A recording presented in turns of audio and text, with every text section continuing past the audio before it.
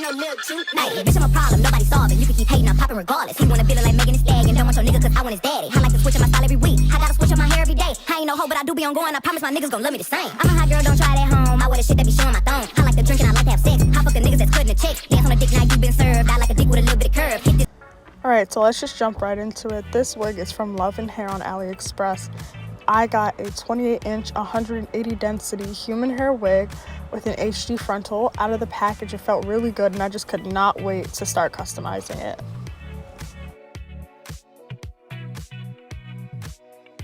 Got my 40 volume developer, and I'm using this Perfect Blonde bleaching powder. I don't usually use this powder, but it's all I had at the moment, so it did its job. It did okay. Okay, so as you can see here, I just mixed the whole packet of powder and about half the bottle of developer. I mixed it until it was nice and liquidy, not too liquidy or runny, but nice and thick, you know, like a cake batter consistency. Here, I'm just lightly applying the bleach onto the frontal of the wig. You have to remember to always get the bleach in the front on the hairline, because a lot of people forget that, and then they have black knots in the front of their head and blonde knots in the back, and it just looks really bad. So just do not forget to get the front of the hairline, and be very gentle and take your time with this. You don't want it to get on your hair and bleach your hair either. So after applying, I let the bleach sit on there for about 30 minutes. As you can see, it looks perfect, blends nicely.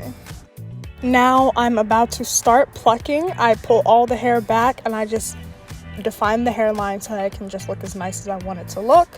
This is plucked, this is unplugged. You can clearly see the difference. Oh, baddie. Anyway, as you can see, the lace is melting. Like, it is very transparent. It's beautiful lace. I cut the ear tabs off to fit my head specifically, and here I am about to go in with cutting off the lace. So I actually made a mistake with cutting the lace. I cut too much off on one side and it just looked really uneven, so I had to hide it, but it's okay. I used this wig tape to install. As you can see, I just pull the wig directly over the wig tape. Be very, very careful and make sure that everything is lined up correctly when putting a wig on using wig tape, because once you put it on, it is a whole process to take it off. I am not playing with you.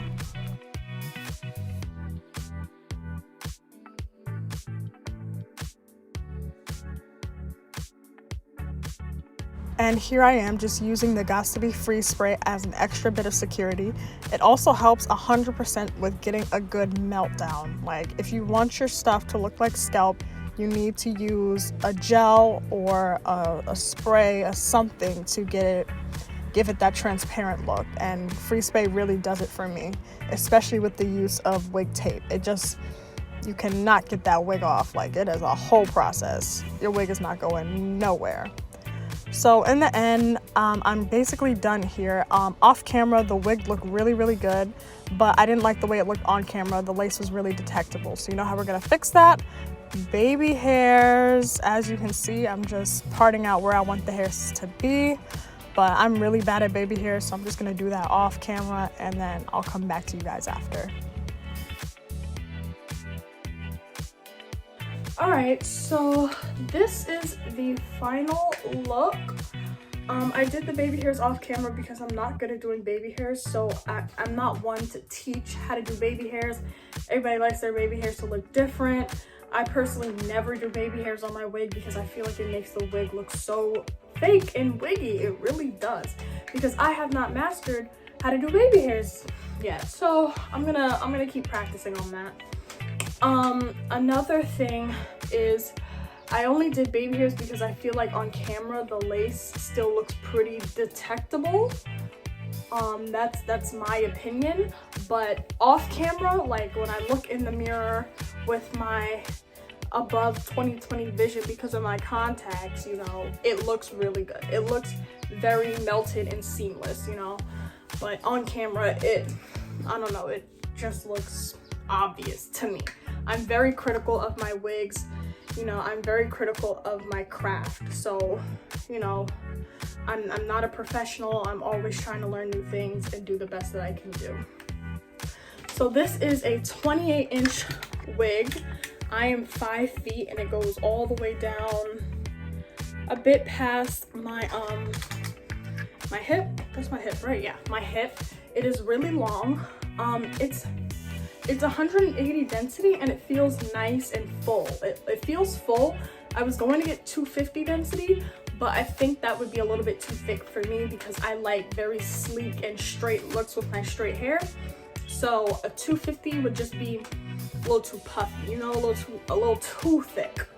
I need to get a hot comb and a wax stick so I can go over this. I'll fix that off camera. I just really wanted to film this outro so you guys could see. It's really nice. It straightens very well, no tangling. And there is a bit of shedding, but that's because I did so much plucking and I did so much cutting like of the ear tabs and stuff like that. So it is going to shed. So some mistakes that I made, that I saw that I made, is first off with the plucking. I felt like I plucked too much. I do have some spots that look a little too thin, like right here. Yeah, this is not smart for me to do. Like right here, it's a little bit too thin. Over here as well, you know, it was able to hide it because of the baby hairs, but it is a bit too thin. And then there's also, I cut less lace on this side than I did on this side. As you can see, there's more lace down here than there is over here because, you know, installing a wig requires focus.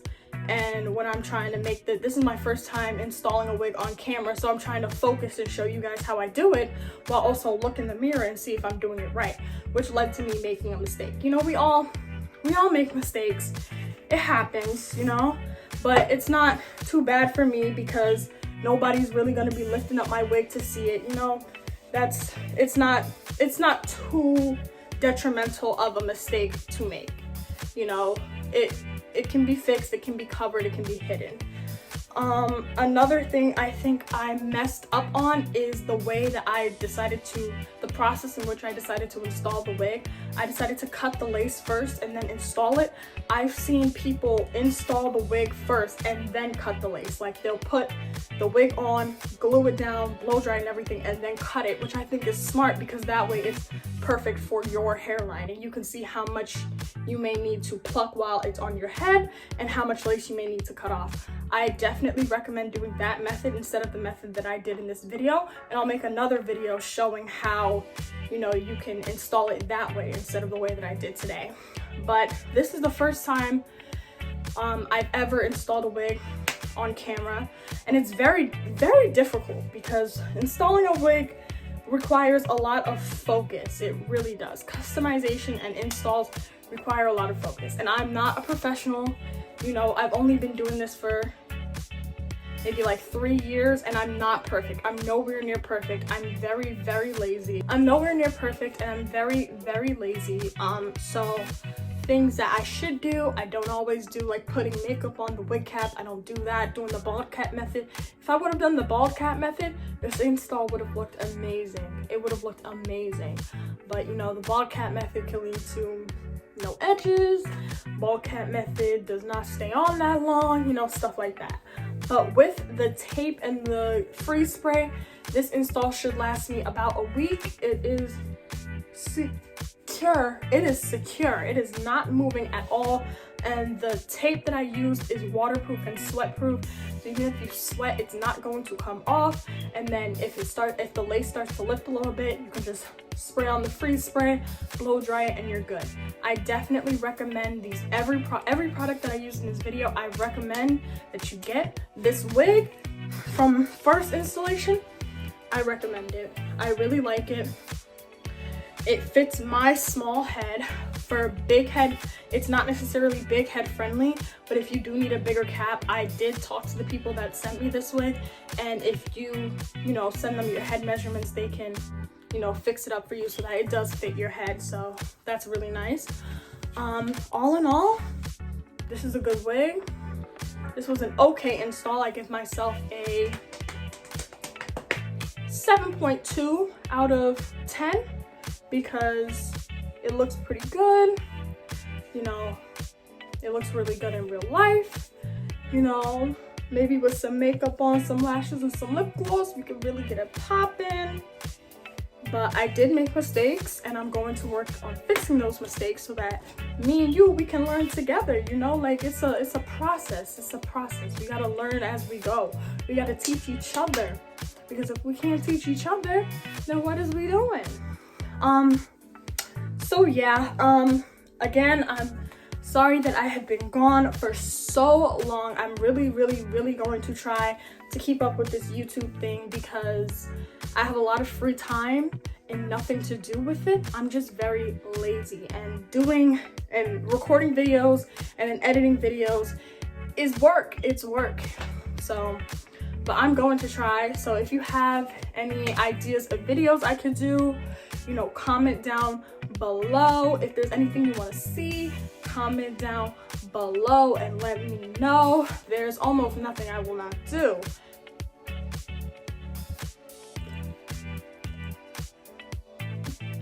Don't do me like that. Anyways, thank you so much for watching. I'll see you guys next time. Bye.